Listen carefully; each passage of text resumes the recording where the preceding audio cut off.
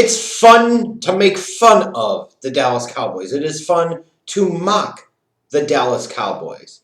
It is fun to enjoy the mediocrity of the Dallas Cowboys.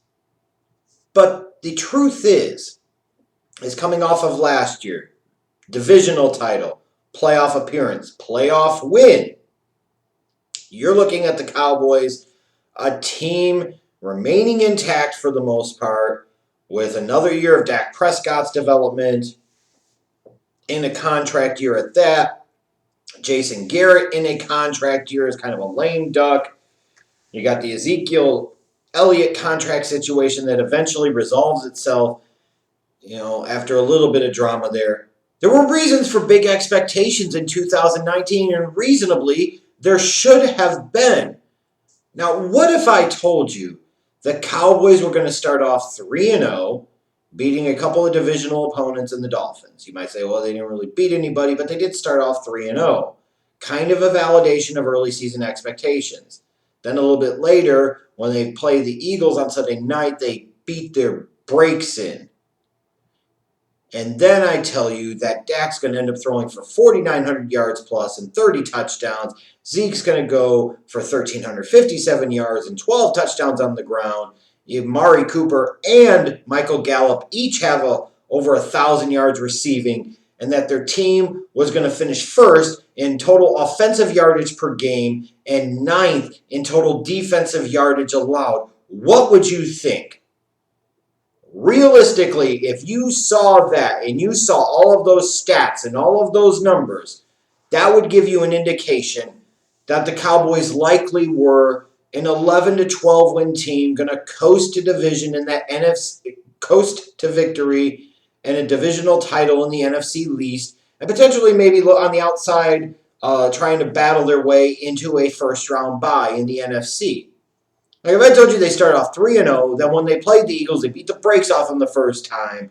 Dak throws for almost 5,000 yards in a contract year. Zeke has a big year. Cooper and Gallup both have 1,000 yards receiving, and you finish first in the league in offensive yards a game and top 10 in the league in defensive yards a game. It takes a special type of suck to not finish with 11 or 12 wins.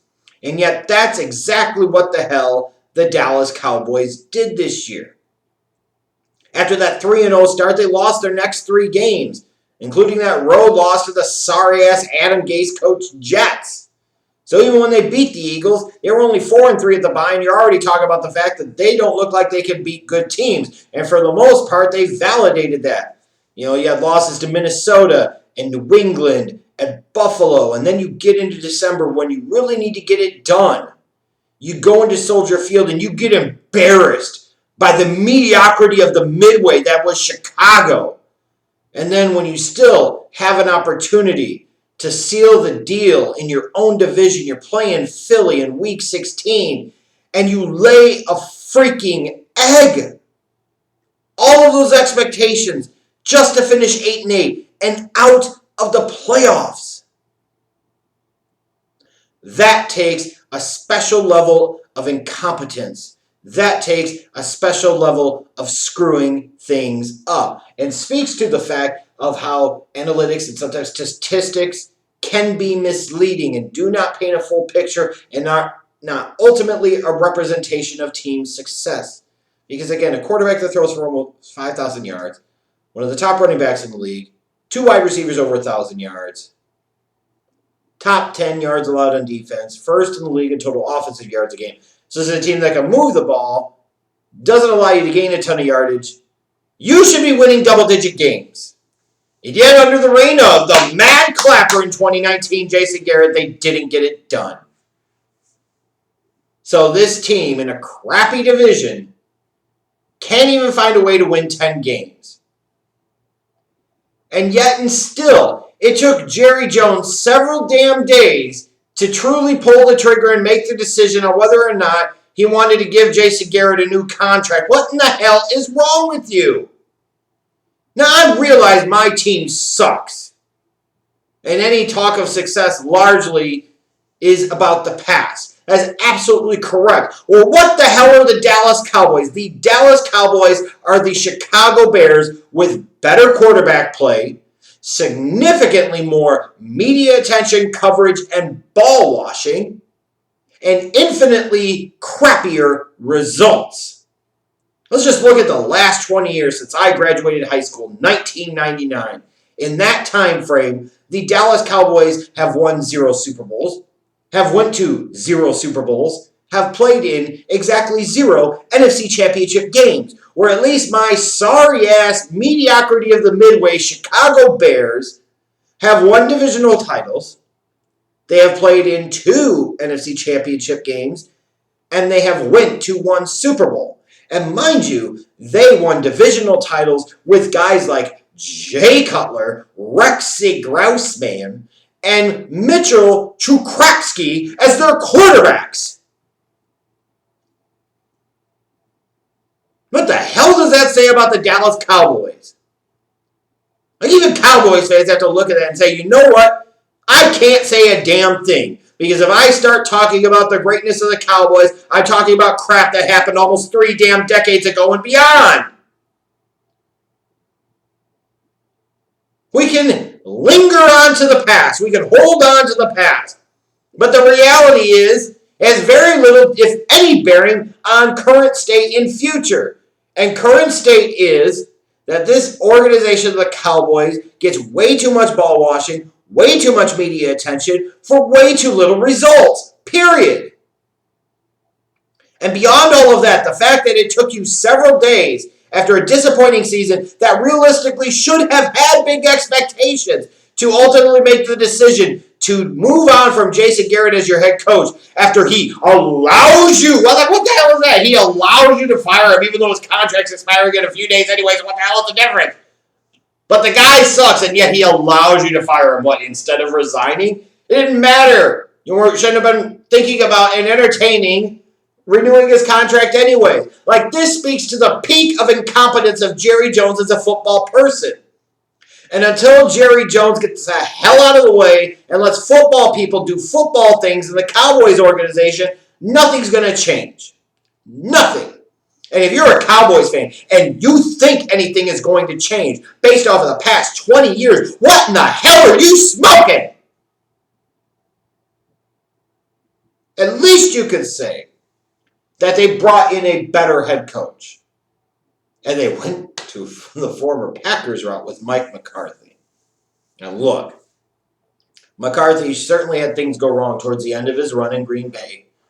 But there is no question that he had an incredibly successful run in Green Bay, where he played in NFC Championship games, or coached in NFC Championship games, coached in a Super Bowl, won a Super Bowl. And no matter how much anybody might want to try, you can never, ever, ever, ever, ever take that away from him. It happened. It absolutely happened. And if you say, well, he only got that because of Aaron Rodgers. Did Bill Walsh only get his 3 Super Bowl rings because of Joe Montana? Absolutely not. We have to stop talking like that. So at least I could say that the Cowboys got a better guy to be their next head coach. At least that's a positive. But they're talking about Mike McCarthy will have more say-so. Say-so don't matter. It's decision-making that makes a difference. And as long as Jerry Jones is involved in all of the key decisions, nothing is going to change. I repeat, nothing. And we got 20 years to prove just that. Now you look at this team. And what's crazy about the Cowboys, after years of putting themselves unnecessarily up against the salary cap due to Jerry Jones' incompetence and stupidity as a football person, now you're in a situation the Cowboys have over $80 million in cap space. They have re-signed several of their key players, and they still have the cap space to potentially, if they want to, re-sign Dak Prescott, Amari Cooper, and Byron Jones. And they could probably keep Robert Quinn as well. Maybe even Randall Cobb as well. Basically, they have about enough cap space to keep everybody that they want to keep without it creating any significant troubles for 2020.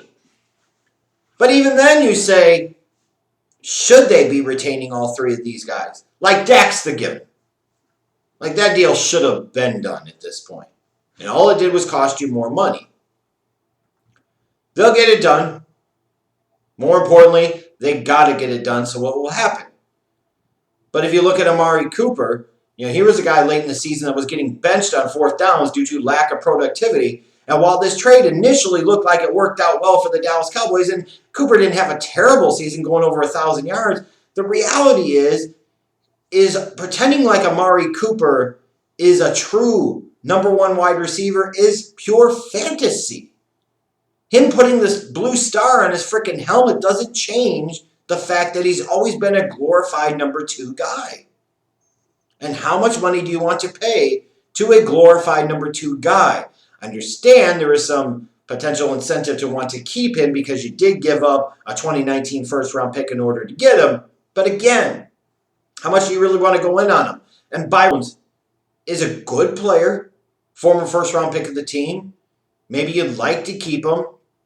But if he didn't keep him, how debilitating and crippling would it really be to the team? Like, I would think it would be infinitely more important to keep a Robert Quinn than it would be a Byron Jones. It's just my thought.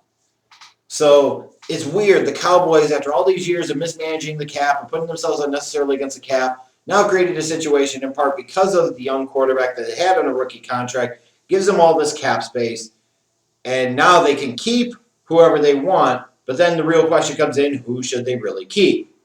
I guess we'll find out in due time what they decide to do, but obviously got to keep Dak. And, in 4 years, he's done enough to show that he's worth a big contract for sure.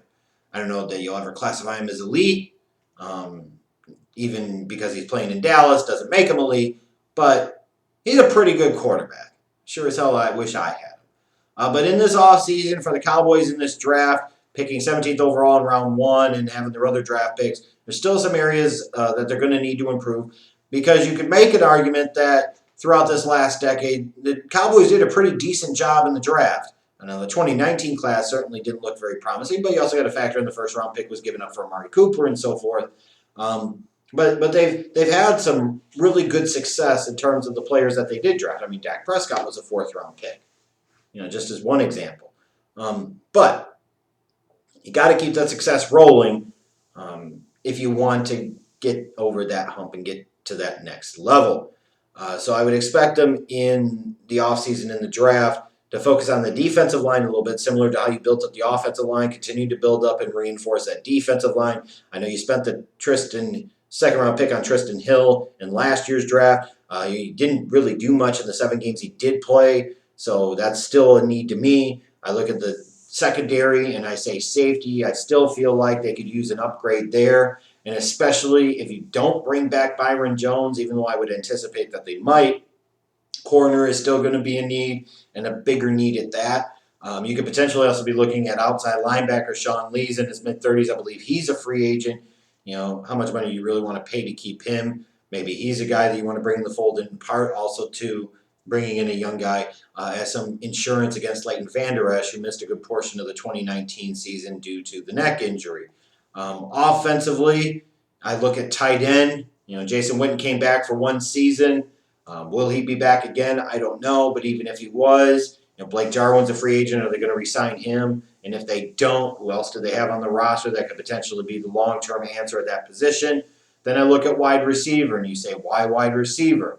Well, even if you keep Amari Cooper and you've got Michael Gallup, you might want a better long-term guy in the slot than Randall Cobb. And especially if you don't retain Randall Cobb and or do not re-sign Amari Cooper, this draft class is shaping up pretty nicely in terms of the wide receiver position. It might be time to dip their toes in those waters once or twice. The bottom line is what's interesting about this Cowboys team is there's still a ton of talent. And at any point in time, it would not surprise me if they finally figured it out and made a deep run in the playoffs. And they might have the right head coach to do it finally. But you just wonder how much time Jerry Jones wasted of his life, of his players' careers, of his fans' time, of his organization's time, by sticking to a clearly mediocre Jason Garrett. It was just an organization-crippling, dumb-dick decision. There are no two ways about it.